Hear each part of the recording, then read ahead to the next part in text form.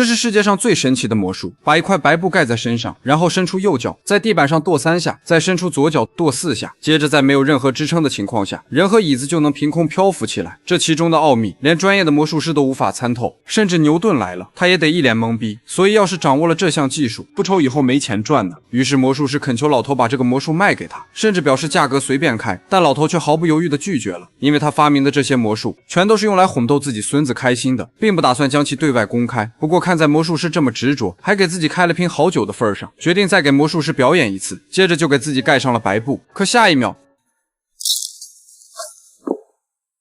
趁着老头倒地不起，魔术师赶紧拿起椅子，准备好好研究一番。结果老头竟再次站了起来，于是魔术师一不做二不休，直接将老头按在断头台道具上，彻彻底底的弄死了他。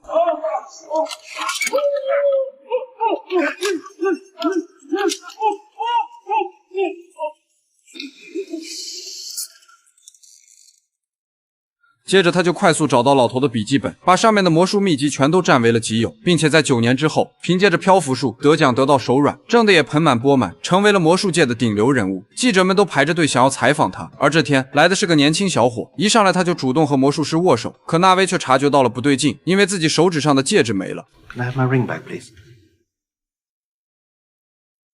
原来小伙平时也喜欢玩魔术，但他这种偷鸡摸狗的雕虫小技，在纳威眼里根本不值一提。尴尬的交还戒指后，小伙便开始了今天的采访任务。核心问题就是漂浮术的秘密究竟是什么？然而老奸巨猾的纳威怎么可能说出来呢？而就在两人东拉西扯时，小伙的手机突然响了，看样子这个电话还挺重要。接听之后没多久，小伙就在纸上写下了什么东西。纳威虽然有些好奇，但一向高傲的他也并未过多询问。而这时小伙见已经问不出什么了，便打算在离开之前给纳威再表演一个绝活魔术。这个魔术的名字叫做读心术。他让纳威在纸上写一组数字，然后折叠起来攥在手心里。而纳威刚做完一切，小伙的手机又响了，但这次他只是看了一眼，就让纳威去旁边拿一根香蕉，然后小伙就从兜里掏出一把刀，把香蕉砍成了2半，以此证明这把刀是真的。接着他就用刀划破自己的手心，把鲜血涂抹在了笔记本上。神奇的是，几个数字也随之显现了出来。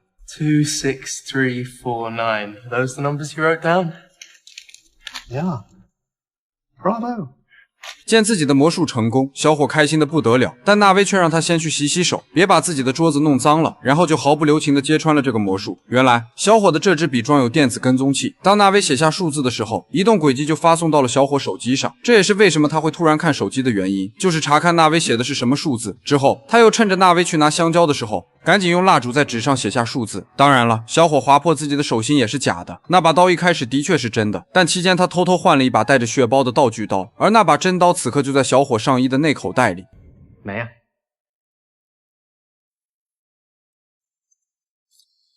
见自己的把戏再次被揭穿，小伙感到了前所未有的沮丧。不过纳威却在此时安慰他，说这个魔术本身十分有趣，只是你的引导还不够生动，但作为初学者能做到这般也已经很不错了。我很好奇，你这些都是跟谁学的呀？小伙闻言立马来了兴趣，说这都是跟自己爷爷学的，他发明了很多不错的魔术，还说等我25岁的时候，他就把自己的毕生所学，也就是把魔术秘籍传授给我。但可惜的是，他人在9年前失踪了。听到这话，纳威的脸色大变，难不成这小伙子是那个老头的孙子？为了避免夜长梦多，他连忙找了个理由，想要结束今天的采访，还说要送小伙一本有着自己签名的书。而就在纳威去拿的时候，小伙则趁机跑到保险柜前，以最快的速度输入了纳威刚刚写在纸上的数字，结果发现密码根本不是这个。更糟糕的是，纳威这时出现在了身后。 You didn't actually think I was going to give you the code to my safe, did you? Psychologically nudging me toward it with it's safe to say any combination, lock the numbers in. It's early Darren Brown at best. You killed him, didn't you? Who? The grandfather. 原来小伙早就怀疑是纳威害了自己爷爷，因为爷爷失踪前发明的最后一个魔术正是纳威的成名作悬空漂浮术，所以他觉得爷爷的魔术秘籍此刻就藏在纳威的保险柜里，只要拿到了它，就相当于有了纳威的杀人证据。然而千算万算，最终还是棋差一招。 If you read this book, you would learn that I change the combination once a week, and not even my wife knows it. You think I would reveal my secrets to a dirty little chancer like you? Fine. I'll be back with a search warrant, and let's see what the police have to say about it. I look forward to it. Ta-ta!